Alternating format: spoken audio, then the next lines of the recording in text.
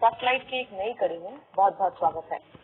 जैसे स्पॉटलाइट एक छोटी कोशिश है हमारी कि हम अपनी वेली से लगातार मिलते रहें, जानते रहें किस तरह का काम वो ग्राउंड लेवल पे कर रहे हैं, स्पेशली कोविड में किस तरह की सुविधाएं वो लोगों तक पहुंचाते रहे हैं। आज हम गुजरात में हैं। गुजरात में गांधीनगर और सूरत से दो वेलीज इस वक्त लाइव हमारे साथ जुड़े हैं, उनका इंट्रोडक्शन आपको देना चाहेंगे।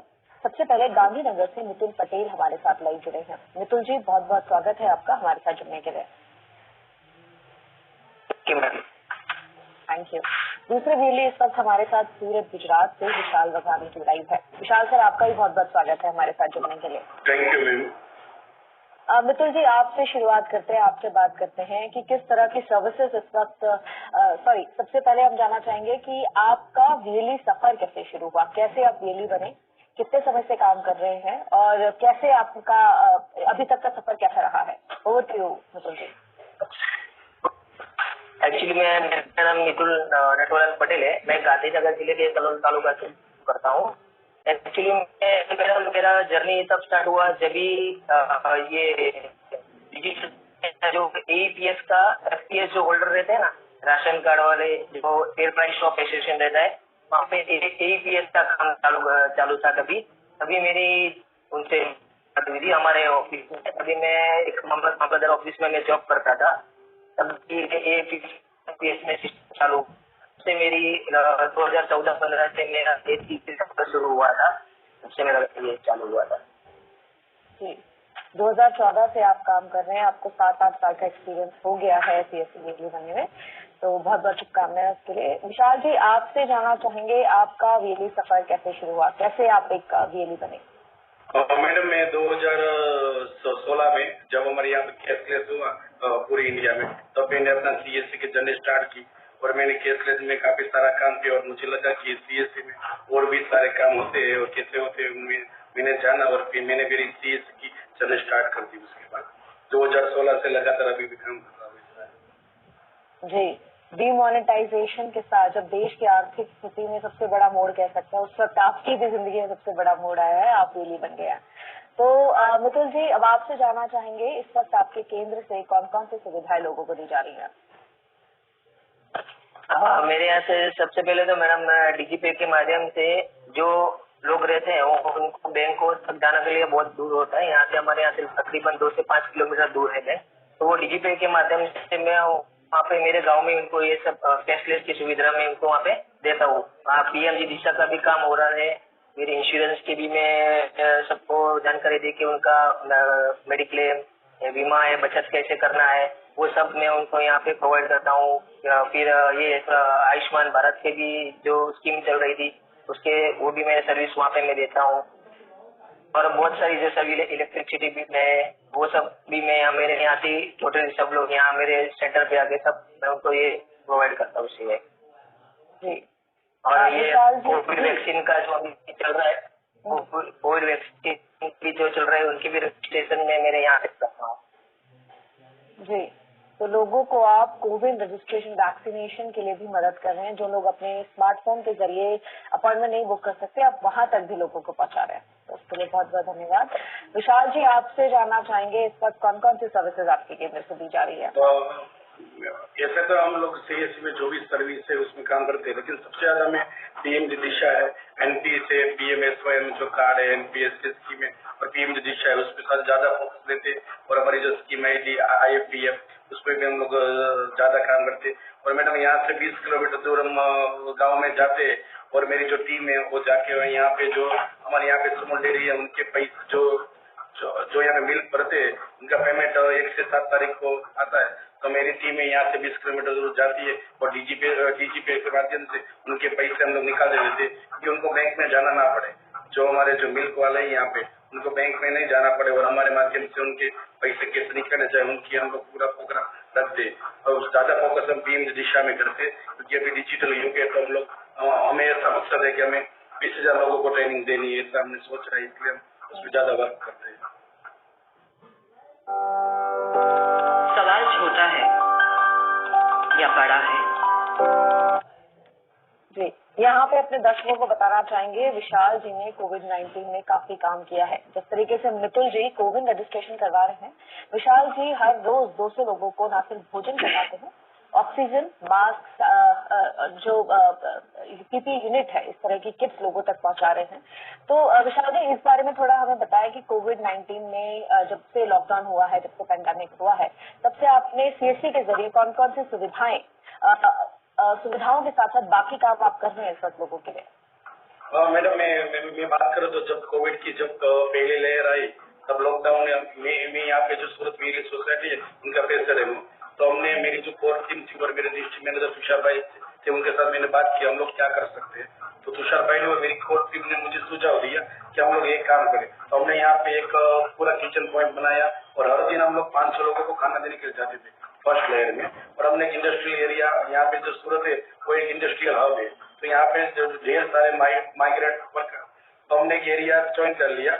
उसी एरिया में हर दिन हम सुबह और रात का खाना लेके जाते थे, हर दिन नया नया लेके जाते थे। और बाद में जो ये कोविड की दूसरी लहर आई, उसमें हमें पता चला कि लोगों की हालत बहुत नाजुक हो रही है, हॉस्पिटल में बेड नहीं मिल रहे, तो हम क्या करें। फिर से मैंने जो अपने जो साथी मित्र थे हमारे, उनसे बात की, तो तुषार भाई को मैंने बोला कि हमें क्या मदद मिल सकती है कलेक्टर के पास से या किसी और के पास से।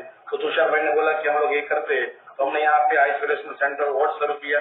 पहले हमने 40 ऑक्सीजन सिलेंडर लगाए, क्योंकि यहाँ पे इंडस्ट्रियल हब है, तो हमें ऑक्सीजन लाने में कोई दिक्कत नहीं आई। लेकिन पहले 3 दिन तो हमें क्या करना चाहिए क्या नहीं करना चाहिए वो हमें पता नहीं चला। बाद में हमारी जो स्टेट टीम थी उनके साथ मैंने बात की, हमारे जो यहाँ पे डिस्ट्रिक्ट मैनेजर थे उनके साथ बात की, और हमारे को हम लोग क्या कर सके।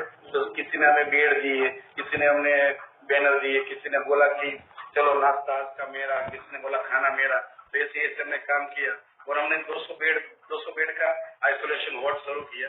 और उसमें भी हमें ऐसा लगता था कि हम इस बार क्या नया करें हर दिन, क्योंकि जो पेशेंट आते थे वो ऐसा बोलते थे कि आप जो नहीं होते सीएससी वाले तो हम कहाँ पे जाते, क्योंकि बेड नहीं मिल रहे थे, ऑक्सीजन नहीं मिल रहे। तो वही तो उनकी जो खुशी थी वो देख के हमें और काम का हौसला बढ़ता था। और हमें हमारे जो दिनेश जागीर सर वो बोलते ही कि हमारे जो व्हील ये वो किसी भी काम उनको दिए तो काम करने के लिए हमें खरीदे थे। बस उनका ये जो था वो शब्द हमने पकड़ के आगे बढ़े, कि हमने ठान ली कि हमें कुछ करना ही है। तो हमने एक आइसोलेशन वार्ड शुरू की, उसमें हमारे फूल हो गई, तो हमने तुरंत ही एक्शन ले लिया और दूसरा आइसोलेशन वार्ड शुरू कर दिया। तो हमने 300 बेड लगा दिए और अच्छी तरह से शुरू किया। तो हमें जो हॉस्पिटल में जो सुविधाएं मिलती वो सब हमारे यहाँ पे टेली मेडिसिन थी। हमारे जो किसी पेशेंट को लगे कि मेरी हालत तो नाजुक हो रही है, तुरंत हम क्या करते थे, हमारे कभी लिए पहुंचा था उनके पास टेली मेडिसिन कर देता था। तो उनको लगता था पेशेंट को कि मेरे पास डॉक्टर भी सामने है, क्योंकि हमारा रूटीन प्रक्रिया थी कि सुबह 10 बजे डॉक्टर आते थे, 2 बजे आते थे, रात को आते थे। लेकिन किसी को भी जरूरत पड़े डॉक्टर की तो तुरंत हम लोग टेलीमेडिसिन के माध्यम से उनकी बात करा देते थे, तो हमारा काम आसान हो गया सीएससी की तरह। बाद में उनको पेशेंट को भी लगा और हमने तकरीबन 800 लोगों को मैसेज दिया कि सीएससी क्या करती है क्या नहीं करती है। वहाँ पे हमें देने लगाए किसी पेशेंट को, वहाँ पे मैडम मैं आपको बताऊँ, वहाँ पे 2 पेशेंट आए थे, उनको पैसे की जरूरत थी, तो बैंक नहीं जा पाए थे। तो हमने वहाँ पे क्या किया जो डीजीपी के माध्यम से उनको हमें 5000 रुपये उनको उठा के दे दिए, तो उनके घर पे भी पहुंच गए, क्योंकि घर के जो मेन सदस्य थे वो कोविड आइसोलेशन वार्ड में थे, तो उनके घर पे पैसे की जरूरत पड़ती तो वो कहाँ पे जाते, एटीएम तो जा नहीं सकते। तो सीएससी के डीजीपीएस के माध्यम से उनको हमें पैसे निकाल के भी दे दिए, तो वो हमारे साथ अच्छा हो गया। इसलिए सीएससी की काफी सर्विसेज जो थी हमें वहाँ पे उनको दी। हमने जीवा आयुर्वेदिक की वहाँ पे दवाई भी दी, किसी को जीवा आयुर्वेदिक के साथ बात भी कराई। और दूसरा फायदा हमारे क्या था टेलीमेडिसिन का, कि जो पेशेंट आते हैं कोई एलोपैथी में मानते, कोई होम्योपैथी में मानते, तो टेलीमेडिसिन के माध्यम से दोनों डॉक्टर को बातचीत कराते थे हम लोग। जी विशाल जी, बहुत ही इंटरेस्टिंग, बहुत ही इंकरेजिंग स्टोरी है आपकी कि कोविड में आपने लोगों की कैसे 300 बेड का आइसोलेशन वार्ड, ना सिर्फ वार्ड बनाया बल्कि उन लोगों को सीएससी की सुविधाओं से भी जोड़ा। किसी को आप पैसे निकाल के दे रहे हैं, किसी को आप दवाइयां दे रहे हैं। हमारे पास एलोपैथी, आयुर्वेदिक, होम्योपैथी सभी का सीएससी में टेली कंसल्टेशन होता है, तो आप लोगों की वहाँ एक्सटेंडेड मदद भी कर रहे हैं। तो उसके लिए बहुत बहुत धन्यवाद। आई एम श्योर जितने भी लोग आपसे ठीक होके गए हैं, उनको वार्ड में रुके होंगे, वो जरूर आपको दुआएं देंगे। Thank you Vishal ji. Thank you ji Mitul ji, Mitul ji के बारे में बताना चाहेंगे कि गुजरात में अपनी तरह का सबसे बड़ा सीएससी सर्विस मेला आपने लगाया था, तो जरा हमारे दर्शकों को बताएं कि किस तरीके से आपने वो कैंप लगाया, कहाँ लगाया और कैसा रिस्पॉन्स आपको लोगों को मिला। बाई चांस अगर कोई वेली हमारा देख रहा हो और वो कैंप लगाने की सारे सिक्योरिटी मेजर्स लेके कोई कैंप लगाना चाहते हो, आज नहीं, आज के कुछ समय बाद, तो किस तरीके से कौन कौन से सर्विसेज आपने दी, कैसा रिएक्शन रिस्पॉन्स आपको लोगों से मिला, थोड़ा बताएं।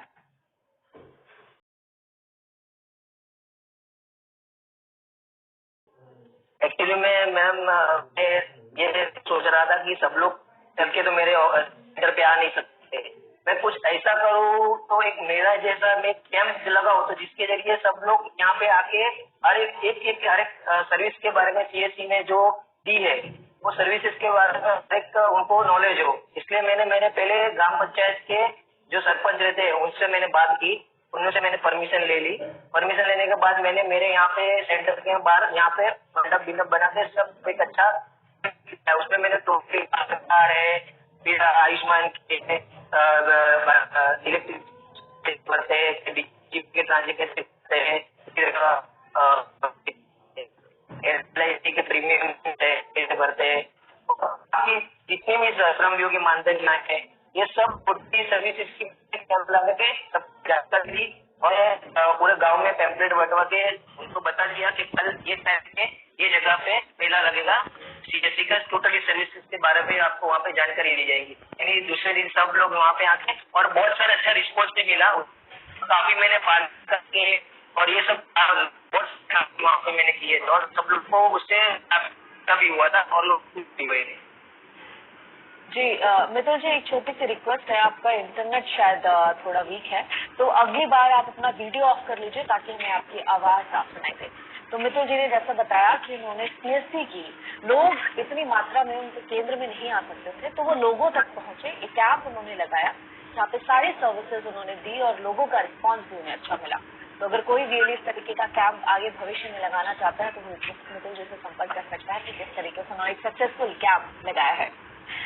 विशाल जी, यहाँ पे आपने कुछ सर्विसेज के नाम हमें बताएं या PMJ दिशा इस तरीके की सर्विसेज दे रहे हैं, तो मुझे आपसे जानना है कि इस वक्त आयुष्मान कार्ड आपने लोगों को बांटे हैं, बताए हैं, तो किस तरीके से आपने आयुष्मान कार्ड बनाने में और बनाकर लोगों की मदद करी है, थोड़ा बताइए हमें।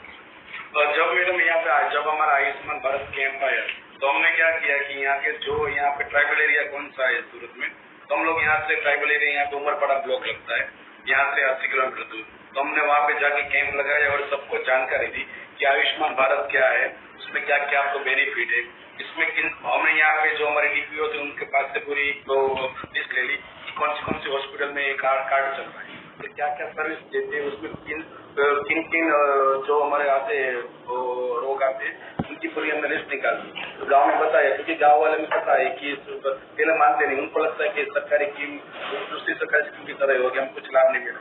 तो हमने उसको बताया कि ये जो स्कीम है, ये कार्ड लेके आप जाओगे हॉस्पिटल में तो आपका जो कुछ भी कराना है आपका मुफ्त में इलाज हो जाएगा और आपको 300 रुपीज भी मिलेंगे, आपको आने जाने का खर्चा भी मिलेगा। जो हमारे जो PMS जो स्कीम और जो PMJY स्कीम है उसमें, तो हमने बोला और अपने हमारे पास एक हमारी इको गाड़ी थी, उनमें लेके भी किसी को कैंप करना तो हमारे कैंप में लेके आने जाने के लिए वो हमें पूरी सर्विस उनको मुहैया कराई। तो किसी को और मैंने भी तकरीबन 3 से 4 हजार कार्ड निकाले हैं आयुष्मान भारत। जी, अगर यहाँ पे कहा जाए, अक्सर ये बात हमें कहने सुनने को मिलती है कि हमारे जो लेडीज हैं वो बिजनेसमैन हैं, सिर्फ पैसों के बारे में बात करते हैं। तो यहाँ पे विशाल जी और मितुल जी एग्जाम्पल हैं जो पैसों से आगे सोचते हैं। ठीक है, पैसे कमाना बिजनेस का एक हिस्सा है, लेकिन वो एक बिजनेसमैन नहीं, एंटरप्रेन्योर्स हैं जो कम्युनिटी को साथ में लेके चलने की बात करते हैं। एक यहाँ पे कोविड-19 में आइसोलेटेड कैंप्स वार्ड बना रहे हैं, लोगों को दवाइयां दिला रहे हैं, दूसरे वहाँ पे कोविड में लोगों को रजिस्ट्रेशन भी करवा रहे हैं। मितुल जी के बारे में यहाँ बताना चाहेंगे कि ओलंपियाड सर्विस के अंदर वो गरीब बच्चों का फ्री में रजिस्ट्रेशन करते हैं। तो मितुल जी थोड़ा बताएं हमें कि किस तरीके से आप ओलंपियाड सर्विसेज में लोगों को बच्चों को रजिस्टर कर रहे हो, कैसा रिस्पॉन्स बच्चों का आपको मिला है। एक्चुअली मैडम हर बच्चे ऐसे नहीं रहते जो फीस भर सकते हैं। मैंने जितने भी कैंप किए मैडम, आयुष्मान के भी कैंप किए, कोई भी चीज उसमें पहले जो विडोर रहती है और जो गरीब लोग रहते हैं उसका मैं कभी पैसा लेता ही नहीं, उनको मैं सब सर्विस फ्री में ही प्रोवाइड करता हूँ। तो ओलंपिक ओलंपियाड के लिए मैंने मेरे गांव में सब जगह पे मैंने टोटली ये करवा दिया था कि जिसको कि ओलंपियाड में रजिस्ट्रेशन करवाना है उसमें आपको फ्री ऑफ कॉस्ट में आपको सिखाया जाएगा और किस तरह से उसमें काम करना है, किस तरह से उसमें ट्रेनिंग करनी है, वो सब हम वहाँ से प्रोवाइड करेंगे। इसके कारण मेरे को उससे अच्छा रिस्पॉन्स भी मिला। काफी बच्चे मेरे यहाँ पे उसके रजिस्ट्रेशन में करवा दिए और मैंने सबको फ्री ऑफ कॉस्ट में उनको मैंने सिखाया था। सब गरीब बच्चे थे मैडम।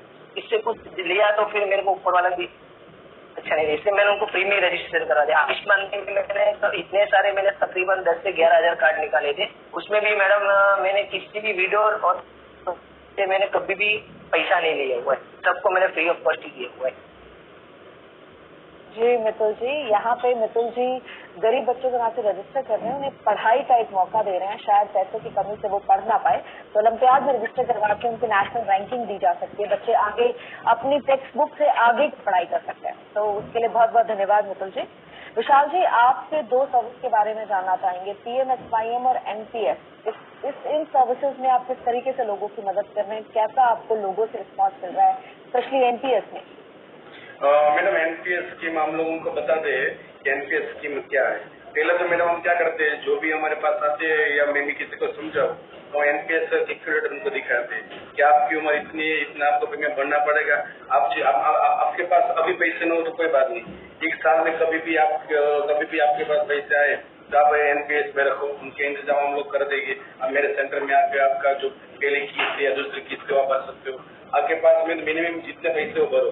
आपके पास आपको लगे कि एक कोई गरीब है, उनको मैं कैसे मदद करूं, तो उनको एक एनपीएस का कार्ड दिला दो और आप हर महीने उन्हें 500 या 1000 रुपये डालो तो उनको भविष्य में काम में लगेगा। हमने भी मैडम सोचा है, यहाँ पे भी हमने सोचा है मैडम कि कोविड में जितने पेशेंट हमारे पास आए थे जिनकी उम्र 18 से 40 साल की थी, उनमें मैडम हम लोग उनको एनपीएस करा के उनका एक कैंप रखने वाले हैं।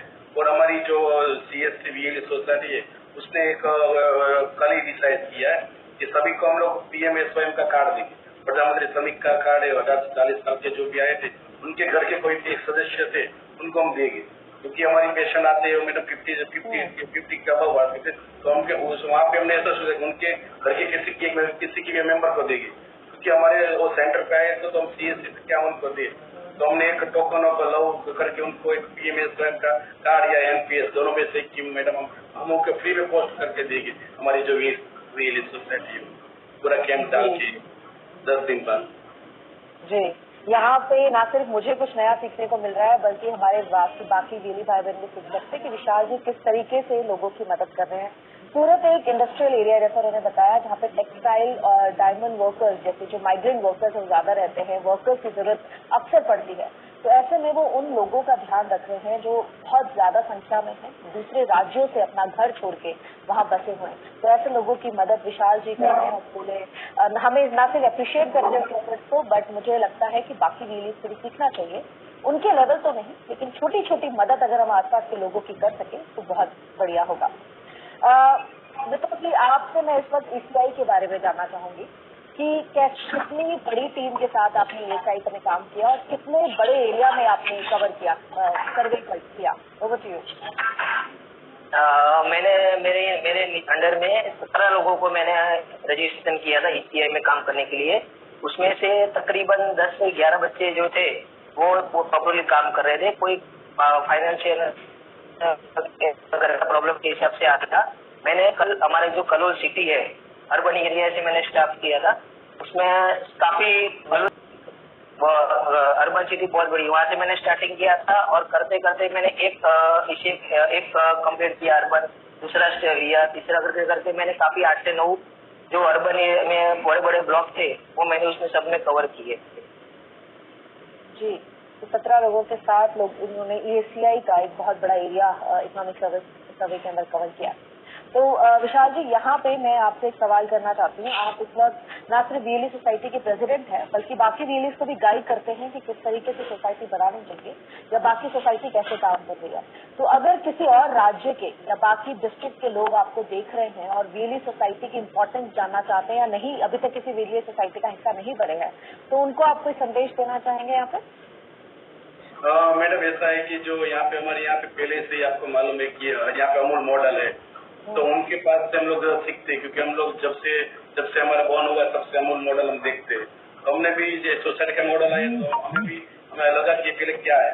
बाद में पता चला कि ये सोसाइटी मॉडल CSC ने इसलिए बनाया है, ये सब वेल एक साथ जोड़ के कुछ न कुछ नया नया जो CSC भी नहीं। मैंने मीटिंग की है, मेरे जो यहाँ पे जो है मैडम मेरे साथ जो जुड़े हुए उनके लिए मैं क्या करूँ। उसने मुझे मैडम हमने 1200 रुपये फी रखी है सालाना की, मैं उनको क्या मुहैया कराऊँ, उनको मैं डिविडेंड कैसे दूँ। तो हमने कल एक तमिलनाडु की कंपनी से अरुण आइसक्रीम के साथ मैंने हमने डील की है उनके साथ। यहाँ पे एक सूरत में एक एरिया है आडाजन, वो एरिया हम लेने वाले हैं, उन पे जो भी प्रॉफिट होगा वो व्हील में बांटेंगे डिविडेंड के रूप में। और हमने सोचा है कि उसके 40% जो प्रॉफिट आएगा वो हम सोशल रिस्पॉन्सिबिलिटी में डालेंगे। कि हमें पता चला कि हमें कुछ करना है तो व्हील हर बार तो अपनी जेब से पैसा नहीं देंगे, तो हमने ऐसा सोचा कि हम क्या करें। उनके लिए हमने मैडम एक छोटा सा मॉडल रखा है कि हम अरुण आइसक्रीम की एक फ्रेंचाइजी लेंगे। दूसरे भी हमारे पास मैडम जो लाइसेंस है व्हील सोसाइटी का, हमारे पास कंज्यूमर का भी लाइसेंस है। और मैडम एक छोटी सी बैंक भी हम लोग खोल रहे हैं, अर्बन छोटी सी बैंक खोल रहे हैं। उसमें मैडम व्हील अपने पैसे जो बचत होगी वो जमा कराएंगे। कभी भी व्हील को कोई पैसे की जरूरत पड़ी तो हमारे व्हील का अर्बन होगा, वहां से वो पैसे लेंगे। तो काफी सारे मैडम सोसाइटी की एक्टिविटी हो सकती है।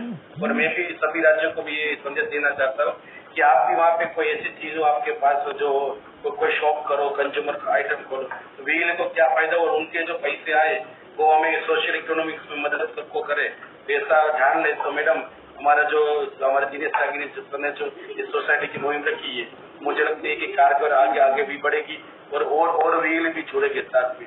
और हम लोग समाज को भी जो है सबको हम लोग काम में आएंगे, इससे मेरा मानना है। जी विशाल जी, ये मेरा पर्सनल कमेंट है, मेरी पर्सनल सोच है कि आपको किसी बिजनेस स्कूल में अब केस स्टडी के लिए पढ़ा देना चाहिए। क्योंकि मुझे आप जिस तरीके से बिजनेस की बातें करते हैं, जिस तरीके से आप बता रहे हैं कि अपना बिजनेस कैसे बढ़ाए, सिर्फ ये ना हो कि आप आगे की सोचें। मुझे लगता है कि आपको स्कूल कॉलेजेस में क्लासेस देनी शुरू कर देनी चाहिए। आपके पास बहुत अच्छा एक्सपीरियंस है। नहीं मैडम ऐसा है कि जो गुजराती लोग होते हैं ना मैडम, उसमें पहले से ही बिजनेस का वो आ ही जाता है।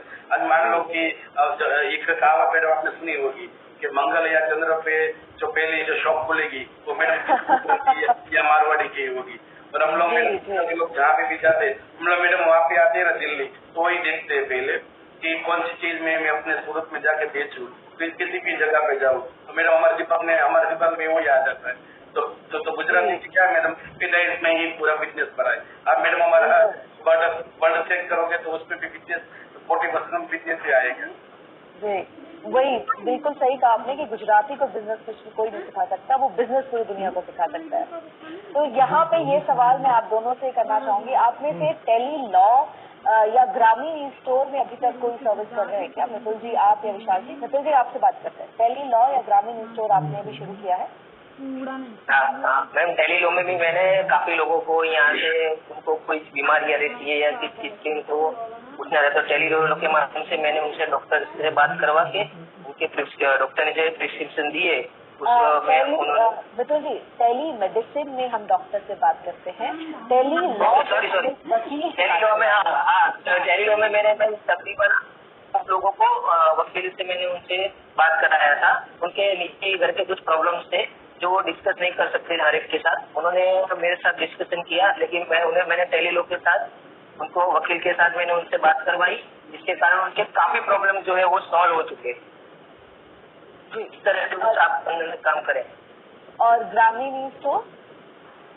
स्टोर में मेरा खुद का शॉप है, तो शॉप पे मैं हमारे यहाँ पे शॉप में टोटली चीज रखी जाती है, वो मैंने ग्रामीण स्टोर के माध्यम से अंदर ऑनलाइन कर दिया है। और गांव में सभी जगह पे मैंने पोस्टर लगवा के ये करवा दिया है।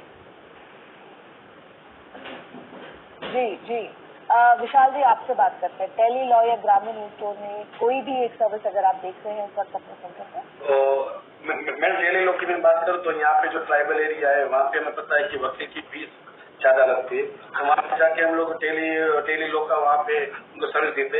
हमने मैडम यहाँ पे रखा है, हर महीने में 2 बार हम लोग जाते हैं। यहाँ पे ट्राइबल एरिया है, वहाँ पे जाते हैं, वहाँ पे सब हम किसी पर साथ में भी लेके जाते हैं।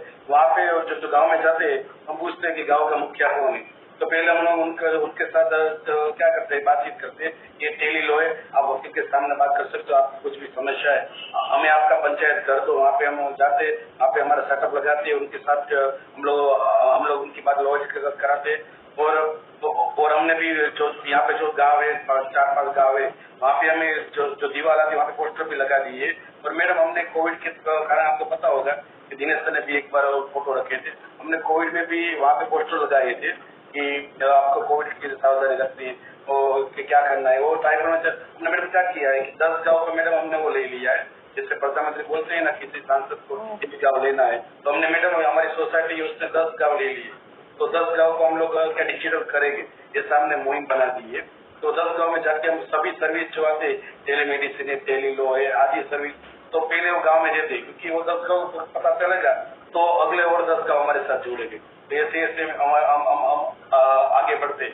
और मैडम मैं बात करूँ स्टोर की बात करूँ तो यहाँ पे जो सेल्फ हेल्प ग्रुप है उनके साथ हम लोग अभी MOU साइन करने वाले कि यहाँ पे मैडम जो सेल्फ हेल्प ग्रुप है यहाँ पे आपको पता है कि गुजरात का ट्रेडिशनल नवरात्रि है, उसमें मैडम चनिया चोली बनती है या कुछ अलग अलग जो महिलाओं के सामान है या घर पे सजावट की आइटम है, तो यहाँ पे सेल्फ हेल्प ग्रुप ज्यादा वो काम कर रहे हैं। तो हम हमेशा सोच रहे हैं कि उनकी जो भी चीज वो बना रहे हैं उनको भी एक रोजगारी मिले। तो हम वो जो चीज वो जो बना रहे हैं वो पूरे इंडिया में कैसे बेचे। हम लोग मैडम वो क्या प्लेटफॉर्म जो ढूंढ रहे थे, अमेजॉन फ्लिपकार्ट वो सब तो है, लेकिन मैडम अपना कौन सा है कि लोकल चीज है जो आत्मनिर्भर भारत में भी काम लगेगी और इनकी जो महिला उनको ज्यादा पैसे मिलेगी, क्योंकि फ्लिपकार्ट अमेजॉन में क्या है कि वो महिला बेच नहीं पाएगी। और हम भी इनके मैडम उनके GST चलता है वो सब चलता है, लेकिन हमारा जो स्टोर है उसमें कुछ नहीं है, GST नहीं है, कुछ नहीं है। और कोई भी हमारा व्हील है आसान तरीके से ज्वाइन हो सकता है और पूरे इंडिया में वो चीज, क्योंकि हमारा ऐसा वो है कि सेल्फ ग्रुप को कैसे आमदनी बढ़े, वो जो चीज बना रही है वो कैसे आमदनी बढ़े। तो हम लोग उनके साथ ये टाइप कर रहे हैं कि चनिया चोली है और घर की कोई अलग अलग चीज है वो कैसे हम लोग बांटे, ऐसा है। तो ई स्टोर के माध्यम से वो भी सर्विस स्टार्ट करने वाला है थोड़े दिन में हम लोग। जी, ऑल द बेस्ट विशाल जी आपको इस नए इनिशिएटिव के लिए। आई एम श्योर सिर्फ CSC परिवार ही नहीं, CSC के बाहर के लोग भी गुजराती हैंडीक्राफ्ट को खरीदना चाहेंगे, अपने घर में सजाना चाहेंगे, उन्हें लेना चाहेंगे। तो उसके लिए ऑल द बेस्ट। यहाँ पे एक सवाल मेरा आप दोनों के लिए है। एक मितुल जी, आप इतना बड़ा काम देख रहे हैं, इतनी सारी रिस्पॉन्सिबिलिटी देखते हैं, कितनी बड़ी टीम है इस वक्त आपकी CSC में? एक्चुअली मेरे अंडर में 5 लोगों की टीम है, उसमें से 3 जन को कोरोना के हिसाब से वो आ नहीं सकते हैं। फिलहाल अभी मैं 2 जन की टीम से काम चला रहे हैं और मेरा काम है टोटली मार्केटिंग में से सब जगह से जानकारी लेके उनको सब सर्विस प्रोवाइड करके अपने सेंटर के बारे में बताना।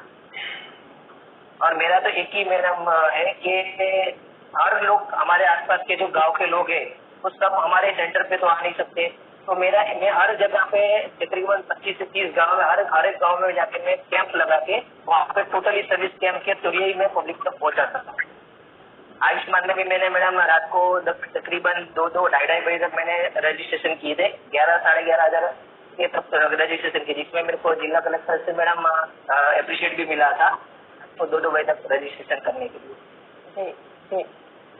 विशाल जी, आप इतना बड़ा काम देख रहे हैं, वैसे तो आपकी काफी बड़ी व्हीली सोसाइटी भी आपका टीम का ही हिस्सा है, लेकिन इस वक्त CSC केंद्र में आपके कितने लोग इस वक्त आपके साथ काम कर रहे हैं? मेरे पास मैडम 7 डिजिटल कैडेट है, उनके साथ में CSC स्टोर का भी काम कर रहा हूँ और उनको मैं अलग अलग जगह पे भेजता रहता हूँ।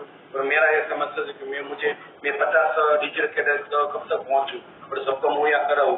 और मेरा ऐसा है कि हर जो यहाँ पे जो भी ब्लॉक है उसमें भी मैं कैसे मेरे डिजिटल कैडेट उनको पहुँचाऊँ।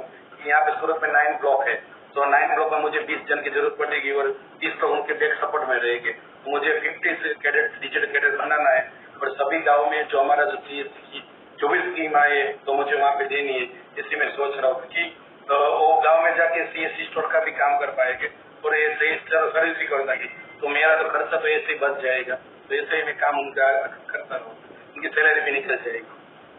आई एम श्योर विशाल जी, 50 का जो टारगेट है बहुत जल्द, जिस तरीके से आप काम कर रहे हैं वो बहुत जल्द पूरा हो पाएगा। तो एक आखिरी क्वेश्चन मैं आपसे करना चाहूंगी, जो इस वक्त दर्शक हमें देख रहे हैं, हो सकता है उनमें से कई VLEs हो, कई नए VLEs बनना चाहते हो, तो कोई संदेश आप उनको अपनी तरफ से देना चाहते हैं कि मितुल जी और विशाल जी की तरह सक्सेसफुल VLE कैसे बने, सक्सेसफुल एंटरप्रेन्योर कैसे बने, जो ना सिर्फ पैसों के बारे में सोचता है बल्कि कम्युनिटी लोगों को फ्री सर्विसेज दे रहा, उनके बारे में भी उतना ही ध्यान रखता है। मितुल जी, आपसे शुरुआत करते कोई मैसेज हमारे VLEs के लिए? मेरे सभी दर्शक और VLE के लिए एक ही मैसेज है कोई भी चीज से आप पैसे से मत करो, कोई चीज में आपको पैसा ना मिले तो कोई बात नहीं है, आप उनको सर्विसेज दो, वो सर्विस आप दोगे उसके बाद से जो आपको दुआएं मिलेंगी, आप आगे उससे भी ज्यादा पैसा आपको मिलेगा। इसलिए कोई भी चीज में पैसे में तोड़ना नहीं चाहिए, पब्लिक को सर्विस देनी चाहिए। और मैं तो वही बोलता हूँ, जो विडो रहते हैं, विकलांग रहते हैं और गरीब बच्चे लोग रहते हैं, इनको आप टोटली फ्री ऑफ कॉस्ट में सर्विस दीजिए, ताकि ऊपर वाले की भी आपको आगे और बढ़ने का काम मिले।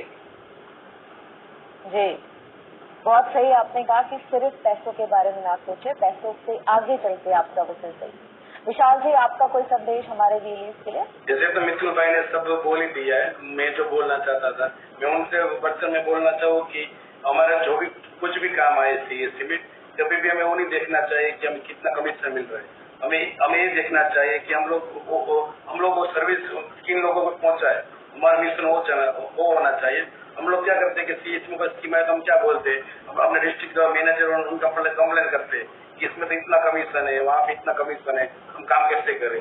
तो मैं भी उनको वीर को भी एक आज कहना चाहता हूँ कि आप कभी कमीशन के पीछे मत भागो। जैसे वो हमने फिल्म देखी ना 3 इडियट, कि वो बोलते हैं ना कि कामयाबी के पीछे भागो, कामयाबी तो आ जाएगी। ऐसे ही है मैडम कि आप कमीशन के पीछे मत भागो, एक सर्विस में थोड़ा कम पैसे मिले, दूसरी सर्विस में और ज्यादा मिल जाएगी, क्योंकि हमारा काम ही है लोगों को सर्विस को देना।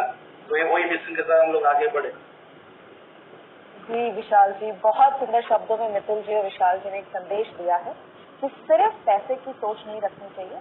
पैसा आपके रियली एंटरप्रेन्योर का एक हिस्सा है, आपकी सर्विस का एक हिस्सा है, वो आपको मिलना चाहिए। आपको ऐसा नहीं कि कोई मना कर रहा है पैसे कमाना बुरी बात नहीं है, एम्बिशियस होना बुरी बात नहीं, लेकिन कुछ सोसाइटी के लिए करना है। आप एक रियली हमारे इस ओहदे पे हैं जो ऐसी पोजीशन पे जो लोगों के लिए सर्विस करते हैं, जिनके लिए कोई छुट्टी नहीं होती, 24/7 सेंटर्स खुले रहते हैं, कभी भी कोई कॉल करके मदद मांग सकता है।